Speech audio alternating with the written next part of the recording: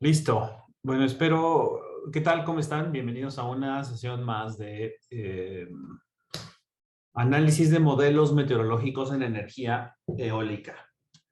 Lo que vamos a ver el día de hoy es lo que yo comentaba en la sesión pasada, que está relacionado con los tiempos de muestreo y cómo esto se convierte en un filtro.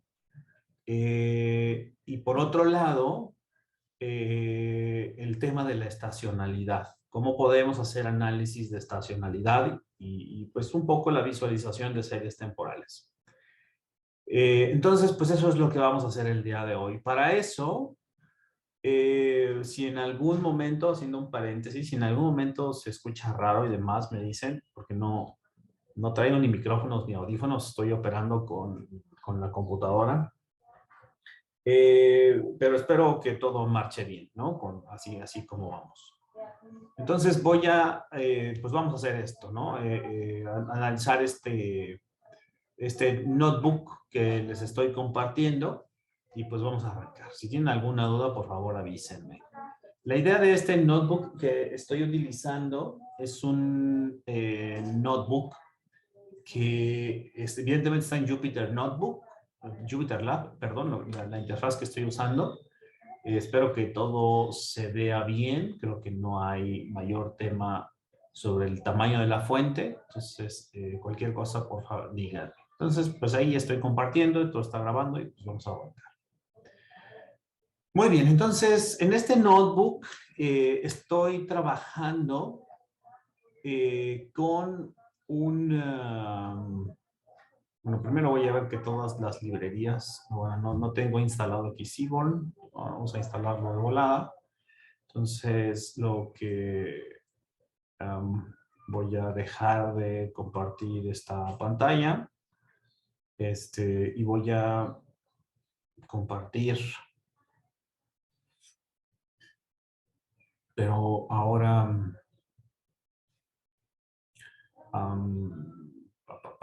mi escritorio, solo que lo vean, aquí está, compartir, muy bien. Ahí están viendo ahora sí todo mi escritorio, estaba escribiendo solamente mi pantalla. Entonces, espero que esto no me cambie. Ahí estoy utilizando este entorno, abro una terminal y en principio lo que no estaba instalado era Seaborn, ¿no? Entonces, conda install -c conda -forge -word. Si todo funciona bien con los espíritus de la anaconda, y lo escribí bien, juntará todos los paquetes y ya saben, ¿no? Que es un proceso de instalación del cual debemos estar ya muy familiarizados. Eso sale unos minutitos. Entonces dice, hay un error, porque a lo mejor hice algo mal yo. Es que sí hay. Ahí está.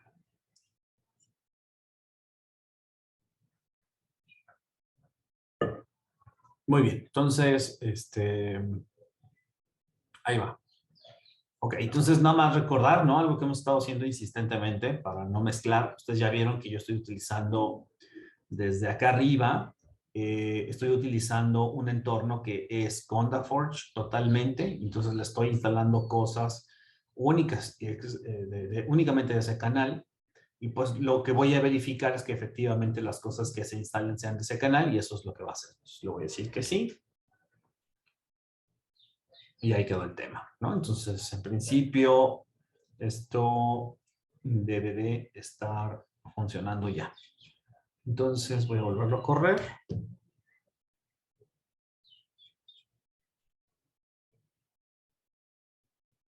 Y ahí quedó el tema. Entonces, voy a dejar de compartir toda la pantalla y ahora solamente voy a compartir la ventana Jupyter Lab. Ok. Luego de este breviario cultural, lo que voy a estar utilizando entonces en esta sesión son datos del Atlas Eólico Mexicano. Entonces eso, pues ustedes ya se la saben, ¿no? Aquí, por ejemplo, estoy tomando San Fernando. Evidentemente, bueno, voy a ver nada más qué es lo que yo les mandé. Lo que yo les mandé es esta carpeta que tiene San Fernando. Y creo que aquí es fundamentalmente una imagen, que es la que se genera, este, pues no sé qué sea esto. Y vamos a echarle un ojo nada más a los datos, al CSV que estoy utilizando. Ya lo vieron ustedes, ¿no? Aquí tiene un date y tiene, si mal no recuerdo, este data frame yo lo hice. Déjenme nada más, me acuerdo, sí. Este data frame yo lo hice. Del data frame, o sea, lo que yo hice, para no, un poco para no variar como el rollo de, si ustedes recuerdan el tema de la importación de los datos de datos eólicos, tenía como un proceso en donde tengo que limpiar las fechas, tirar columnas porque tiene mucha información. Aquí, si mal no recuerdo, tengo un año de información. Vamos a echarle un ojo muy rápido. Sí, hasta el 2026, 2019, ¿no? Pues tiene más, tiene 2017, ¿no? Tiene un chorro, ¿no? Ok.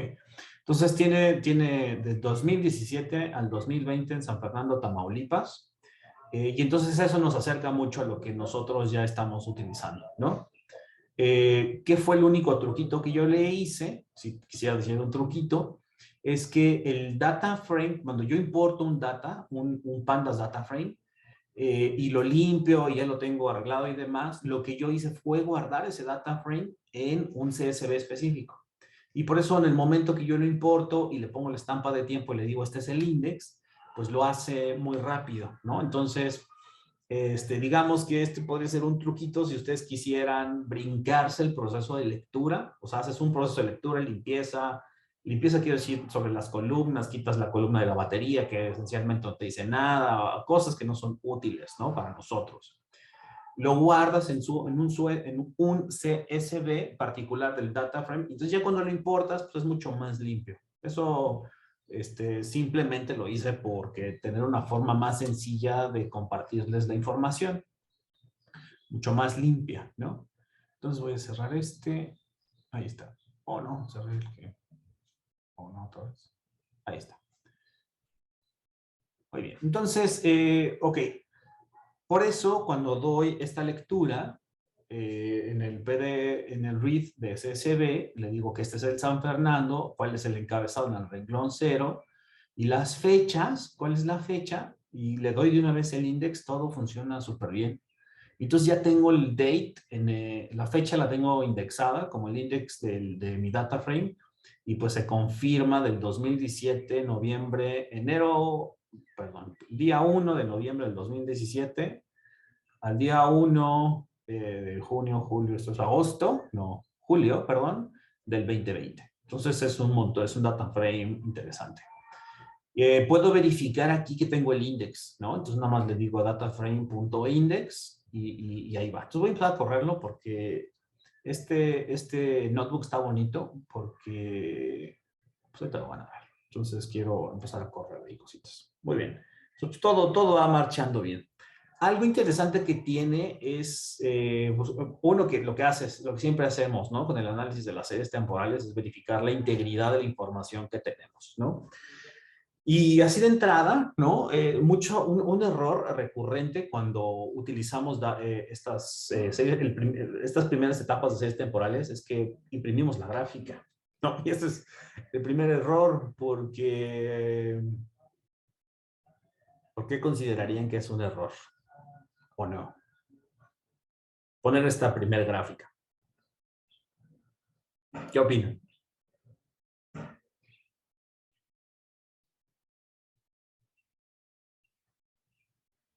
Tal vez porque pues solo ejecutando todos los datos, pues no sé, no puedes ver con detalle cada un cierto punto si falta algún dato o algo así.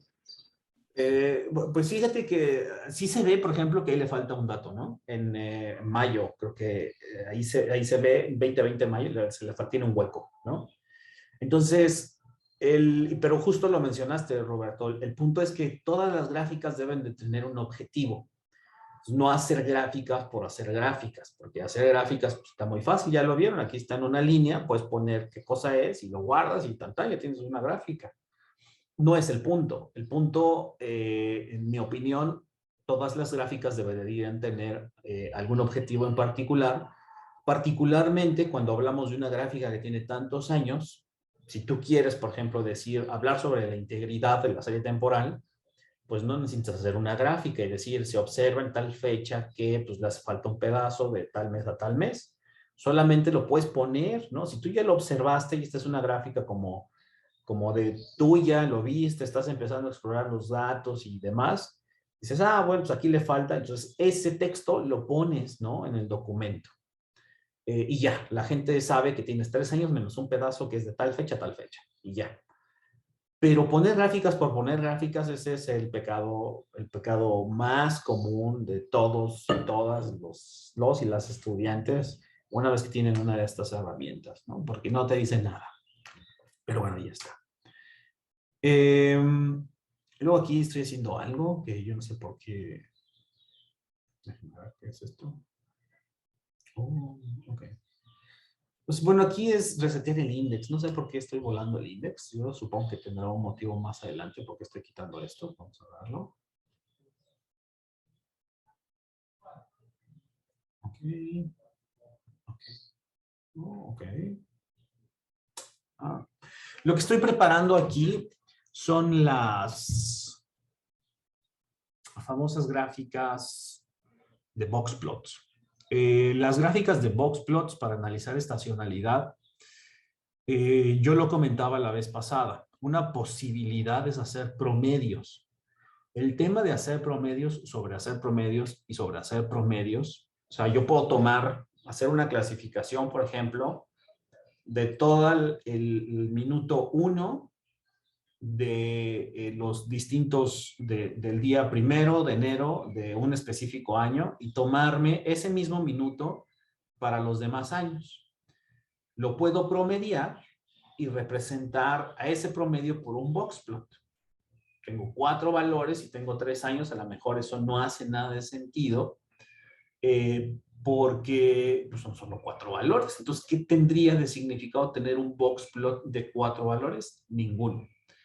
Pero ¿qué pasa si voy aumentando estos análisis estacionales? Porque ese es mi objetivo, buscar cómo desarrollar un análisis estacional. O sea, busco hacer representación mensual o representación estacional, o sea, que agrupe cada 3 meses, para poder representar mi conjunto de datos, ¿no? En lugar de tener una serie temporal de este sentido, pues es clasificarlos, ¿no? Bueno, pues para empezar a clasificarlos, lo más común es que se busque también, el segundo pecado sería promediar, ¿no? Insistentemente, y vas perdiendo, cada vez que vas promediando, vas perdiendo información. Eso lo vamos a ver un poquito adelante. Lo que yo recomiendo para hacer los análisis estacionales es preservar toda la información. ¿Cómo preservas toda la información? Pues no promedias. Lo que haces es ponerle etiquetas. Por ejemplo, si yo quiero agrupar a todos los meses de noviembre, si ustedes se fijan, lo que estoy poniendo acá es, por ejemplo, esto ocurre en noviembre, que es el renglón 0 del data frame que estoy utilizando. Y entonces lo que voy a poner es resetear el index, y si se fijan, este index no tiene nada, ¿no? O sea, aquí tiene densidad y demás. Este es el data frame normal. Por algún extraño motivo quité el data frame. Supongo que esto es para la siguiente gráfica que va a pasar, ¿no? El index, ¿no? Entonces, lo que vamos a hacer para hacer estos análisis estacionales es preparar los datos. Los vamos a clasificar por año y por mes. Podríamos hacerlos por día incluso, ¿no? Lunes, martes, etcétera. ¿Cómo cómo los vamos a ir agrupando? Pues les vamos a poner al final del data frame, les vamos a agregar una etiqueta. Y esa etiqueta va a ser el año y va a ser el mes, por ejemplo. Entonces, con este codiguito de data frame le vamos a agregar el año y vamos a decirle que lea en la fecha el data frame y que le ponga el año. Y lo mismo con el mes, que le ponga un string del mes y que se lo agregue al final. Entonces aquí, si ustedes se fijan, con esto va a leer lo que está aquí, que es un string, por eso creo que le quitamos el index para que sea un string que podamos nosotros manipular. Y lo que vamos a hacer es, si dice aquí 2017, que le agregue a la columna, una columna al final, que se llame año y que sea 2017. De esta forma, podemos ubicar todos los valores que tienen que ocurrieron en el año 2017. Y no solo eso, vamos a agregarle el mes. Entonces podemos agregarle, si ustedes se fijan, esto es lo que está padre, ustedes pueden llevarlo a un string y aplicando este ciclo pueden agregarle el mes. Entonces, si se fijan, el mes 11, que está aquí, porque ya sabemos que tiene un arreglo el string, este mes 11 lo interpreta con noviembre. Y entonces aquí, de esta forma, nosotros ya podemos identificar todas las velocidades que ocurren en los distintos meses. No estoy promediando nada, ¿ok? Lo que estoy haciendo es todo lo que ocurrió en noviembre, a estas velocidades les voy a poner etiquetas de noviembre. Todo lo que ocurrió en diciembre, le voy a poner etiquetas de diciembre. Y no solo eso, lo puedo poner por año, ¿no?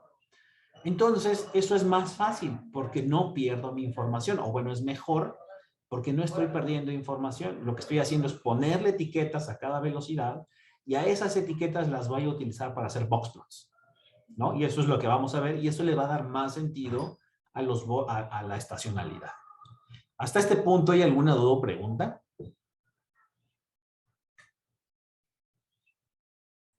Para mí está claro. Ok. Benjamín. No, todo bien. Muy bien. Entonces, pues a darle. Ustedes ya le pueden estar picando al data frame que yo ya les compartí, al notebook que yo ya les compartí. Voy a volver a importarlo por si le di en la torre algo. Ahí está, ahí está, ahí está, ahí está y ahí está. Entonces, fíjense.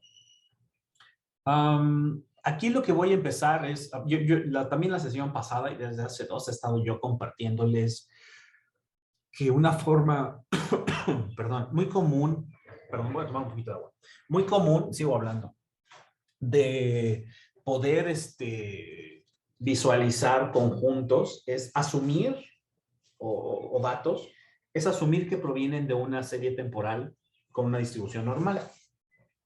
Y eso, aunque sabemos que no necesariamente es cierto, en particular para el viento, eso nos da la oportunidad a nosotros de poder representarlos como boxplots. Boxplots, aquí hay uno, ¿no? Entonces, estos boxplots que voy a estar presentando, solamente recordemos, ¿no? Que es dividir el área bajo la curva de una distribución normal en cuartas partes en función de su probabilidad. Aquello que queda dividido y queda fuera de esas cuartas partes se les conocen como outliers. Entonces, esta parte en medio es la mediana, no la media, es la mediana. Uno puede decirle que le ponga la mediana o la media, uno lo puede escoger. Aquí están los 2 primeros cuartiles centrales de la distribución normal y los 2 cuartiles de los extremos, ¿no? Aquello que no está dentro de estos cuartiles, esto se conoce como los famosos outliers. Y eso hace mucho sentido. Si fuera una distribución normal bien centradita y bien formadita, pues entonces esta línea media estaría pues precisamente en el medio de la distribución y entonces estaría pues bien alineado y sería simétrico. Entonces nosotros aquí de entrada podemos identificar el sesgo, o sea, podemos identificar que nuestros datos, que ya los hemos graficado, creo que por aquí hay una gráfica, aquí están, ¿no? Ya sabemos que tienen un sesgo, están cargados hacia la izquierda, por cómo nosotros medimos el conjunto de datos. Bueno, esto mismo se puede observar acá, ¿no? Aquí está y está cargado, que tiene un sesgo hacia la izquierda. Muy bien. Entonces, bueno, ¿cómo generarlo? Pues aquí está, simplemente es tomar, bueno, aquí este es un tema de los colores, yo creo que no tiene mayor tema. Solamente aquí decir que voy a hacer un boxplot con Seaborn, por eso creo que es importante instalarlo. Aquí defino el tamaño, ustedes ya lo saben. Ya también saben que yo llamo todo el tiempo, vuelvo a llamar las herramientas, aunque ya las haya yo llamado, las librerías. Y aquí voy a hacer un boxplot de todo, ¿no? De todo el conjunto de datos que incluye todos los años. Entonces, ¿qué me dice eso? Pues nada. O sea, lo que estoy haciendo es tomar esto, lo voy a apachurrar, lo voy a poner como una distribución y lo voy a representar como si fuera un boxplot. Y esta es la representación. La interpretación importante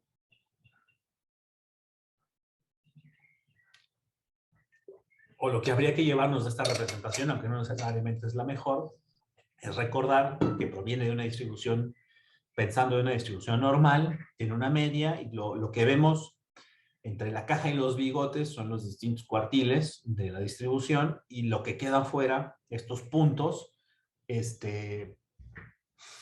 son los famosos outliers, ¿no? Que son valores que ocurren poco. Muy bien. Pues ahora, si se fijan, como ya le puse yo etiquetas, la forma de hacer los boxplots en Python, pues entonces cobra mucho más sentido, porque yo aquí lo que voy a armar es un boxplot con todos los valores mensuales. Entonces tomo la etiqueta que me va a definir el mes y la variable, que son las velocidades de viento, que eso es el data frame con el que yo voy a estar trabajando, esa es la columna. Y entonces, pues si se fijan, quedan cosas muy bonitas, porque aquí, pues lo que estamos observando es una representación de todos los años empalmados, ¿no? Que están por acá. O sea, aquí lo que tengo es una serie temporal corrida. Eso ya sabemos que no necesariamente es lo que más me funciona. Yo quisiera armar o describir algo sobre el comportamiento anual, y aquí está, ¿no? Entonces, ¿qué podemos decir? Bueno, pues que en San Fernando, a 80 metros de altura, todas las velocidades medias se parecen mucho a lo largo del año. ¿Estamos promediando? No. ¿Tenemos todos los valores extremos? Sí. ¿Estamos filtrando algo de información? Para nada. Lo que estamos un poco es observando una clasificación mes a mes de todas las velocidades de viento y cómo se comportan estas velocidades de viento mes a mes. Aquí arrancan de noviembre, diciembre, enero, febrero, marzo, abril, mayo, junio, julio, agosto, septiembre y octubre. Un comportamiento bastante homogéneo. ¿Qué nos faltaría aquí decir? Puedes hablar de las velocidades medias, puedes hablar de cuál es el lugar en donde tienes los mínimos, por ejemplo, agosto, ¿no? En agosto es donde tienes las velocidades mínimas, ¿no? Que, o sea, están definidas en un rango, y esto creo que es un argumento bien importante para todos aquellos que dicen que el viento es intermitente y que es impredecible, etcétera, etcétera. Pues ya vieron que no, ¿no? Que pese a que nosotros tenemos mucha información, están bien acotadas. Y bueno, no tenemos tantos años, ¿no? Aquí habría que decir que tenemos 3 años, o poco menos de 3 años. Pero están suficientemente acotadas las velocidades. O sea, yo podría decir o asegurar que con base a esta información, velocidades arriba de los 20 metros sobre segundos no ocurren en el mes de agosto. Y pues claro, ¿no? Pues no las hemos medido, ¿no? Es más, hasta los 18 metros sobre segundo tal vez no van a ocurrir, ¿no? Caso contrario, a los 18 metros sobre segundo, pues sí ocurren en enero, ¿no? O ocurren en octubre. O sea, sí hay probabilidades de que ocurran. ¿Se me explico? O sea, sí existen posibilidades de que estas ocurran. Las probabilidades son chiquitas porque están incluso fuera de los outliers, pero sí ocurren, ¿no? En fin, hay muchísimas cosas, ¿no? Que podemos decir sobre estas cosas. Todas evidentemente muestran el mismo sesgo que ¿no? Aquí tenemos un sesgo hacia los valores bajos, y este sesgo a los valores bajos igual se observa en cada uno de los valores. O sea, todas estas distribuciones están sesgadas, ¿no? Hacia los valores bajos. Entonces, preguntas sobre esta gráfica.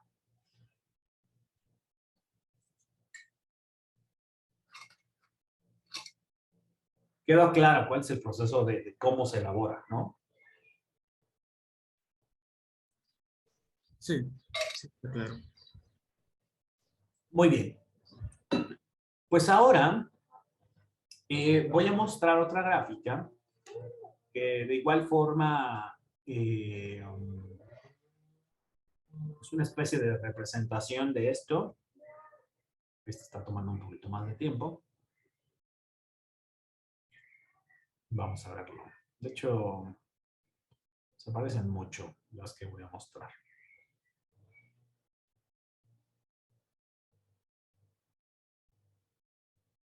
Ok, vamos a darle un minuto. No se escucha que están aquí cortando el pasto, ¿vale?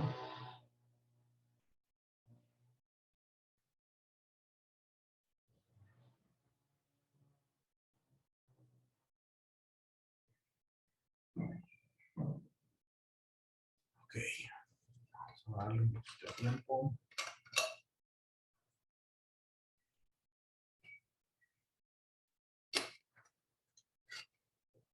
Bueno, sugiero que no lo corran para no estar lo mismo que a mí. Denle tiempo para correrlo después.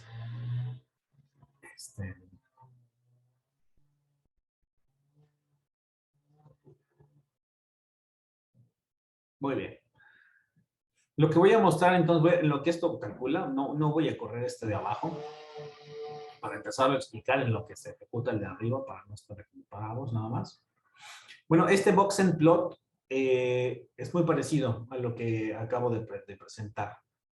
Puede uno leer la documentación, aquí está el link. Y estos lo que hacen es parten de la misma esencia de los box plots, pero cada uno de los cuadros representa una proporción de las gráficas cuartil, o sea, más bien, representa una proporción de la muestra. Uno define cuál es ese tamaño. En el box plot, pues uno define el tamaño de los box plots por los rangos intercuartiles. Acá uno define de qué tamaño es el box plot, ¿no? ¿Qué información mayor o menor nos da? Pues resulta que cuando uno tiene esa posibilidad de manipularlos, por ejemplo, sí puede identificar de mejor forma los outliers, ¿no? O las velocidades que ocurren más o las velocidades que ocurren menos. Algo que es muy interesante es que también el color que nosotros percibimos está asociado a la densidad de los datos, a la densidad de los puntos. Colores más oscuros están representados por esos valores, ¿no? Esos valores donde se acumulan los datos. Y evidentemente también tenemos los famosos box plots. Ok, aquí esto todavía sigue calculando. Y la otra es este swarm plot.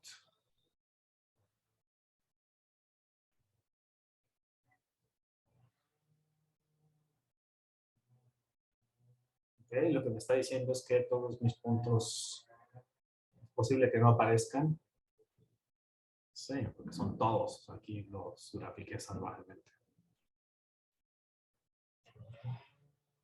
Bueno, vamos a darle un poquito de tiempo. Mientras, voy a pasar al siguiente punto, que es sobre los tiempos promedios y sobre las gráficas, ¿no? Aquí, gráficas de las series temporales, ¿no? Lo que estoy mostrando... no. Bueno, lo que estoy mostrando es, una vez más, vuelvo a cargar el data frame.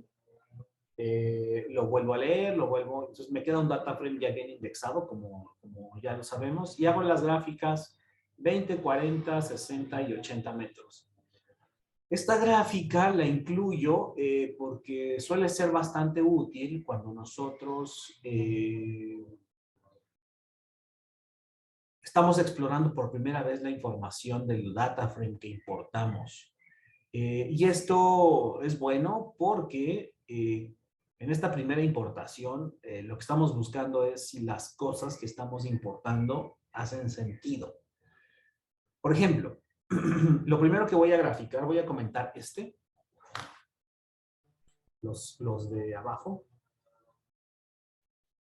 Comento y solamente voy a dejar una estampa temporal, solamente para ir identificando los colores. Ah, pero no me va a dejar hasta que yo termine de ejecutarlo de acá.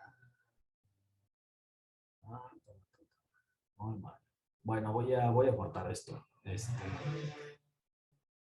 Stop.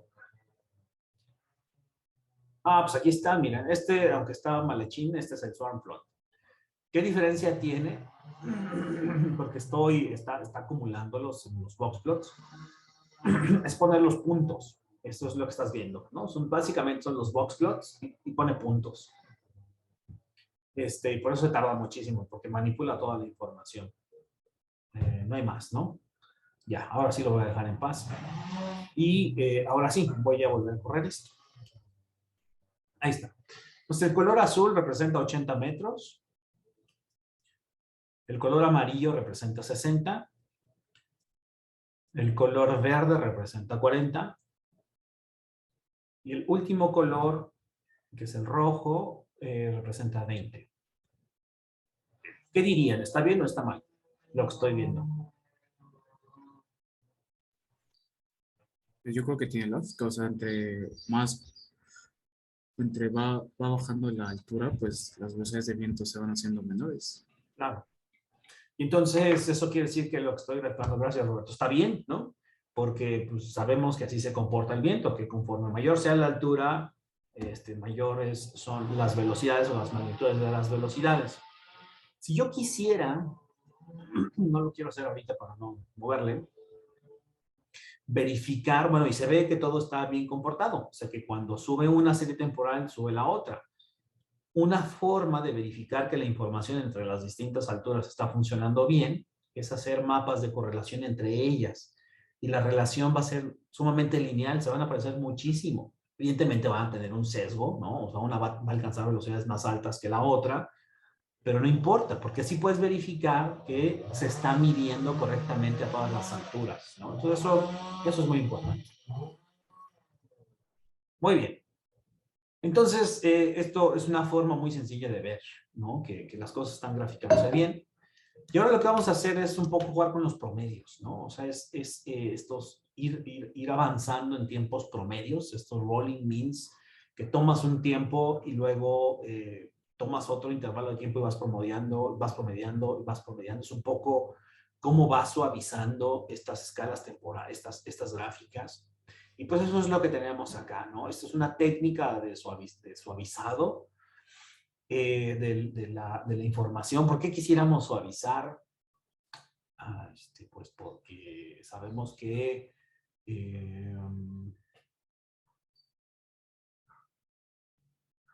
pues porque toma, dependiendo de lo que nosotros queremos visualizar, a veces es conveniente o no tener más o menos información. Hablábamos un poco de eso la sesión pasada cuando hablábamos del microsighting, cuando asociábamos estos efectos turbulentos y el tiempo promedio de 1 minuto, de la región de vientos estables, los promedios de 10 minutos y de los promedios de 1 hora, que es esta región que se conoce como el famoso spectral gap, en donde tienes esta región de vientos estables. Y si tú quieres visualizar fenomenología física mucho más orientada al fenómeno global, pues entonces usas tiempos promedios mayores, que puede ser del orden de días, ¿no? Entonces, pues, saber cómo implementar esto es el objetivo y puedes ayudar a suavizar información. Toma los primeros elementos para ir tomando promedios, ¿no? O sea, vas suavizando, o sea, tomas los primeros 100 elementos y vas sacando un promedio y así sucesivamente, ¿no? Por eso, en los primeros elementos no tienes valores porque no alcanzas a tener todos los valores, ¿no? No me voy a tener tanto porque la verdad es que no se usa mucho, no lo usamos mucho, solamente quiero mostrar que este famoso tema de las medias móviles, ¿no? Que se utiliza muchísimo para efectos de suavizado, si alguien quisiera suavizar. Un ejemplo que se me ocurre es a lo mejor cuando haces una transformada de Fourier, quieres detectar una frecuencia, quitar un poco el ruido, quitar esas altas frecuencias que te están metiendo mucho ruido, puede ser una buena alternativa hacer un filtrado de este tipo. Pero también lo que hemos visto es que en las series temporales que nosotros usamos están muy marcadas las frecuencias características y brotan, ¿no? Entonces, a veces ni es necesario, ¿no? Y sí recordar que cómo llevar, ¿no?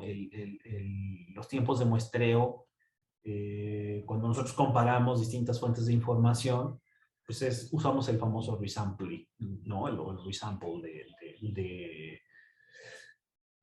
data frame. Entonces, ¿cómo hacemos el resampling? Pues aquí lo que estoy poniendo es un resampleo por mes.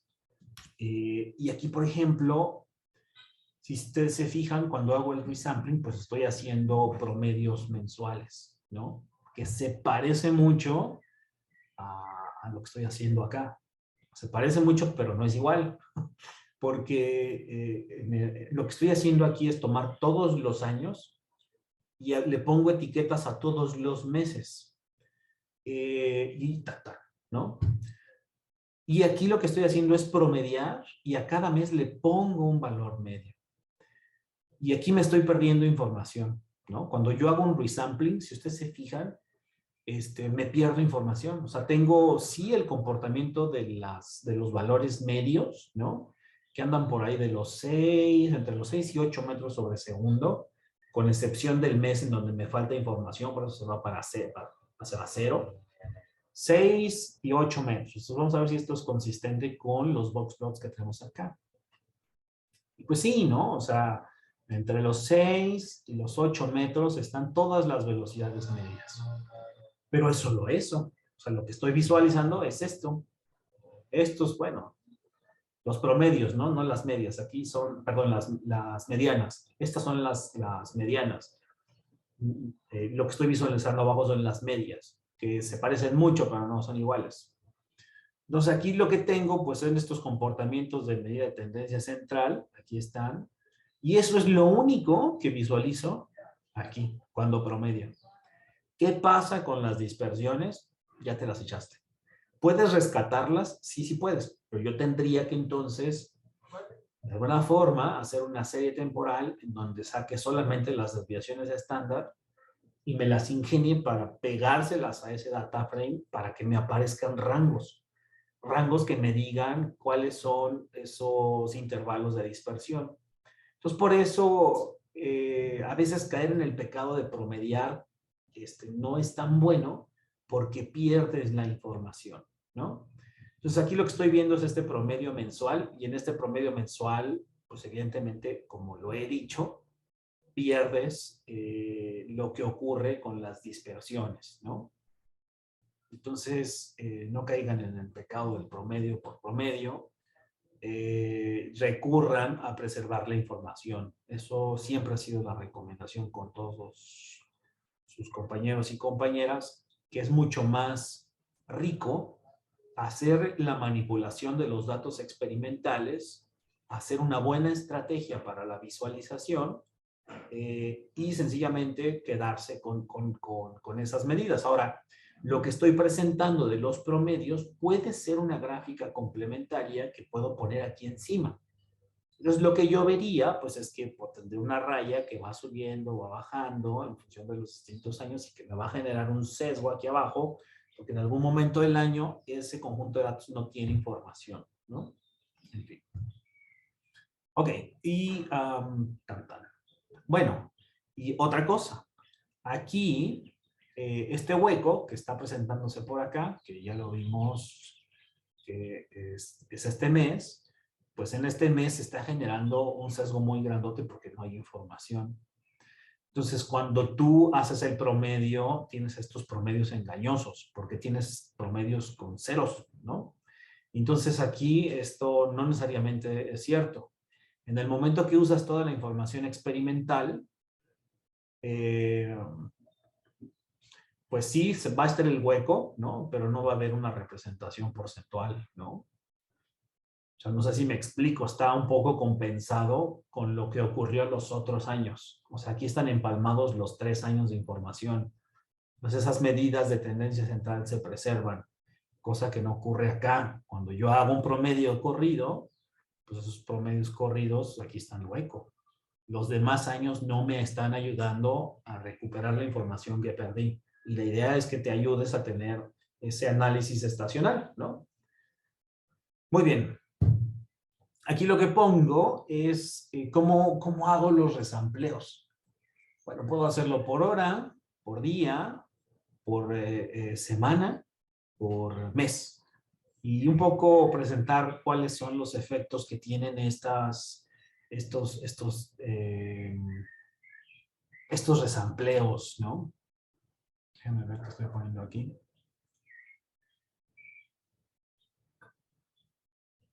Vamos a ver. ¿Hasta este punto hay alguna duda o pregunta? ¿No? Muy bien. Entonces, si se fijan, lo que estoy haciendo acá es creando un data frame en donde voy agregando o hago data frames que preservan el index y que son resampleos del original. Entonces, en el momento que yo hago las gráficas, como se preservan estos index, pues es muy fácil o es muy sencillo visualizar cómo se comportan las series temporales. Ya sabíamos que cuando nosotros hacemos promedios, aquí lo que estoy poniendo, el DI y el original. Promedios diarios, y podemos jugar un poco si queremos. Vamos a poner la información original, que es en azul, versus lo que ocurriría cuando promedio con un horario, con una hora, cuando promedio cada día y cuando promedio cada semana y cuando promedio cada mes. Pues pierdes muchísima información, ¿estás de acuerdo? Entonces, es muy evidente lo que yo mostraba la sesión pasada, que dependiendo en cómo se muestra la información en energía eólica, el tiempo promedio es un filtro. El filtro tiene un significado físico, ese es el tema. Si tú promedias a cada 10 minutos, pues estás en una región de vientos estables. Entonces me voy a quedar, esta es región de vientos estables, que son promedios 10 minutos, Atlas Eólico Mexicano, y estos son los promedios. Lo que me dice la teoría, lo que comentábamos la sesión pasada del famoso spectral gap, es que esas dos series temporales se parecen mucho. Ahí están, se parecen mucho. ¿Qué quiere decir que se parezcan mucho? Bueno, pues quiere decir que si yo hago, por ejemplo, esta información que es de San Fernando, que no recuerdo bien a bien si eso, déjenme ver, creo que sí, que cuando yo promedio y comparo con las velocidades experimentales y calculo los factores de planta para la región de San Fernando, los factores de planta son iguales, que si tomo información de 10 minutos que los de una hora. O sea, es esencialmente lo mismo. Hay una diferencia porcentual chiquita. Eso quiere decir que el modelo es bueno representando, eso quiere decir que el spectral gap es cierto, ¿no? O sea, sí hay una pérdida de información, pero no es tan significativa. Este efecto es mucho más evidente en el istmo de Tehuantepec, ¿no? Pero no en otros sitios. Esto no es una generalización. Para algunas regiones en México esto pasa. Y entonces, bueno, aquí nada más decir que sí es evidente que cuando yo estoy quitando información, estoy promediando, estoy quitando información. Estoy quitando la información alta, que son las velocidades altas, y estoy quitando la información de las velocidades bajas. Entonces lo estoy poniendo siempre en una medida, lo estoy centrando, ¿no? Que es precisamente lo que vimos ahorita. ¿Qué ventajas o desventajas tiene? Pues resulta que en el momento que usas estas distintas series temporales para, por ejemplo, alimentar una curva de potencia, pues entonces los resultados son que estás perdiendo información, o estás perdiendo información que te está subestimando el potencial eólico. Esos son los efectos que tiene. Entonces, este es el efecto del tiempo promedio. Me parece que está bastante sensato qué es lo que está pasando. Bueno, no sensato, es muy evidente qué es lo que está pasando. Y bueno, cuando nosotros hablamos de los tiempos promedio mensuales, pues ni hablar, ¿no? O sea, la cosa, pues evidentemente te da un comportamiento de una tendencia, ¿no? Y ahí se ve mucho más evidente lo que ocurre en los últimos 2 meses, ¿no? En estos últimos 2 meses tienes huecos y estos huecos están siendo afectados por el promedio. y ahí está. Y de repente vuelven a subir, ¿no? Entonces, eso no ayuda a la visualización de datos experimentales, ¿ok? Entonces, la ventaja es que cuando tú no usas los promedios, pues entonces puedes asociar estas medidas de tendencia central, ¿no? Muy bien. ¿Qué sigue? Ahora me voy entonces a mi siguiente parte.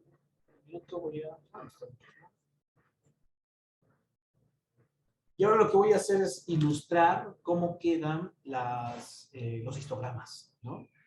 Y para que sea mucho más evidente si se pierde o no se pierde información.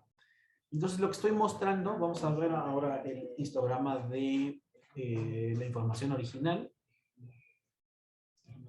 que es el azul. Ahí está. Y ahora le vamos a poner con el hourly, que es cada hora. Y vamos a ver qué pasa.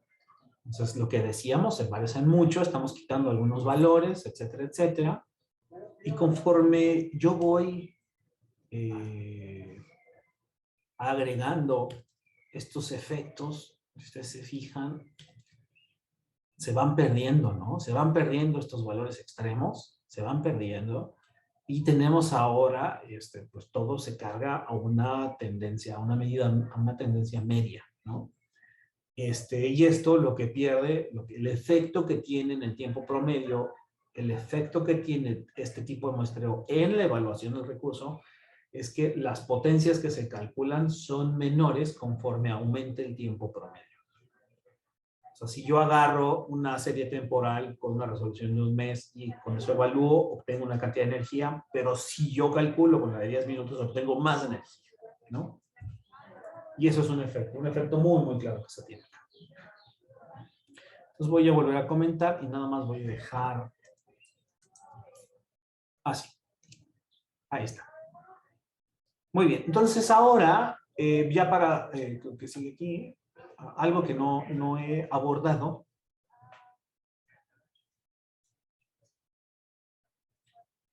Esto no lo he comentado, pues yo creo que